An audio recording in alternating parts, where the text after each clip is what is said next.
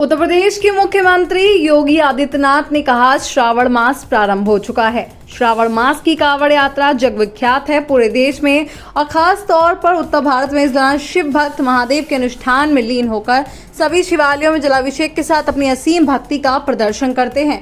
केंद्र और राज्य सरकार ने मिलकर श्रद्धालुओं की सुरक्षा और उनकी सुगम यात्रा के लिए अनेक प्रबंध किए हैं। कोई भी पर्व और त्योहार, कोई भी साधना बिना आत्मानुशासन के पूरी नहीं होती है।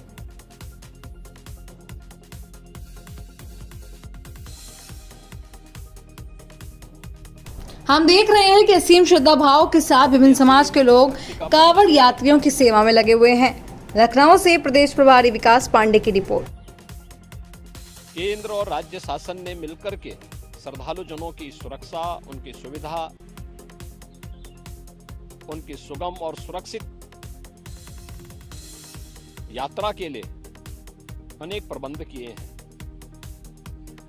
कहीं कोई दिक्कत न हो, कहीं कोई अव्यवस्था न फैले,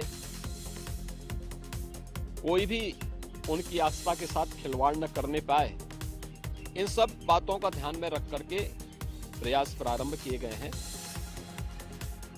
लेकिन हमें एक बात जरूर ध्यान में रखना होगा। मैं सभी श्रद्धालु जनों से इस बारे में विनम्र अनुरोध करूंगा। हम लोग भी शिव भक्त हैं। महादेव की असीम कृपा हम लोगों पे बनी रही है और निरंतर हम महादेव से यही प्रार्थना करते हैं कि उनकी कृपा सदैव बनी रहे। कोई भी पर्व और त्योहार, कोई भी साधना बिना आत्मानुशासन के पूरी नहीं होती है। सुगम और सुरक्षित यात्रा के लिए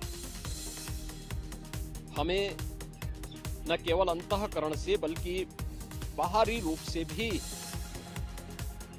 उस पूरी प्रक्रिया के साथ लीन होना पड़ेगा। शिवो भूत्वा शिवम यजेत।